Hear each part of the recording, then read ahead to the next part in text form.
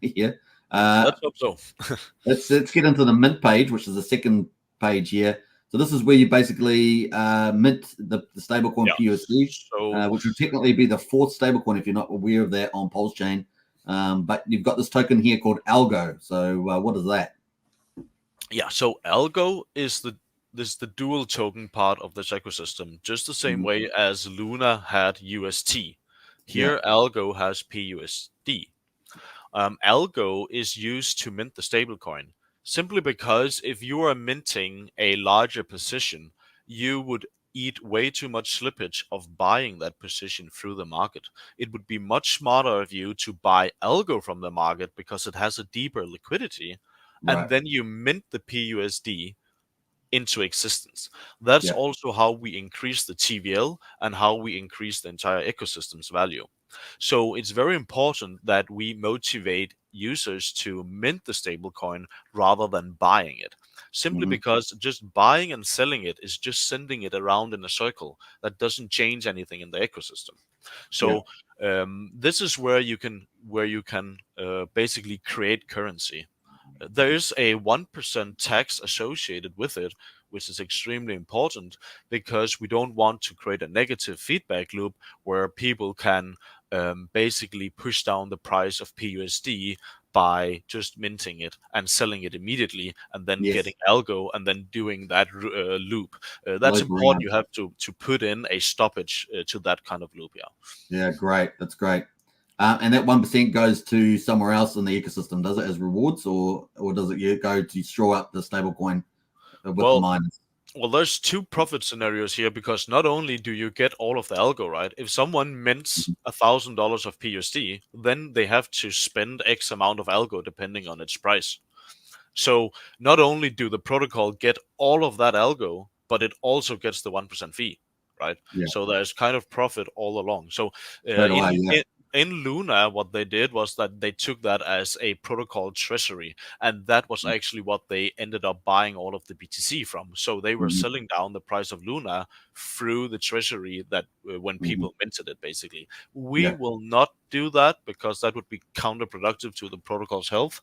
So we will either burn it or spend it as a reward in the program. I think we will burn it because we have basically infinite mint capabilities on the algo token, so there's really no reason to redistribute it when we can just burn it and mint it. 100%. I agree with that. The other thing is that when Terra Luna was doing their shoring up, they bought a lot of Bitcoin. Remember, they thought that was going to short it up big time, and then of course that was part of the problem. Was Bitcoin got shorted? Remember, that was kind of the initial trigger of the Terra Luna Yeah, death spiral that came. So I think that's a good approach that you're taking on that one. Now, I also think remember from Terra Luna Anchor, I think it was there was a redemption bottleneck. Either it was time or the amount that could go through to be redeemed or swapped at yeah, any time. absolutely Um, correct. whereas Absolutely correct. this doesn't have any of that. This is just instant. Is that how it works? Yes, and the reason why they had a bottleneck was because the way the algorithm worked, where it was minting Luna out of thin air to basically move value from one LP to another LP. So it was just minting Luna, selling it, and then to buy up UST in an attempt to the protocol to save itself, right? So Mhm. basically what the protocol wants to do is completely kill the price of Luna in an attempt to save the price of UST. So it was just moving funds.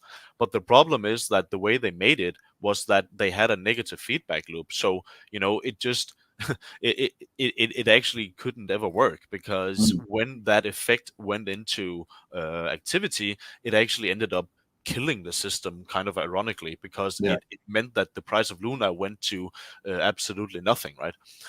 So we have obviously learned from that, and I do think that this approach does not have that kind of bottleneck, simply because it's not the minting that is managing the supply. Yeah. It's very important to understand that in Terra Luna, the way they kept the peg was by just changing the supply. That Mhm. is a very hard way for a retail user to understand that the peg is held. The Mm. same way as I've used the reference that if Richard Hart burns all of his PLS, that means that we have 95% burn supply.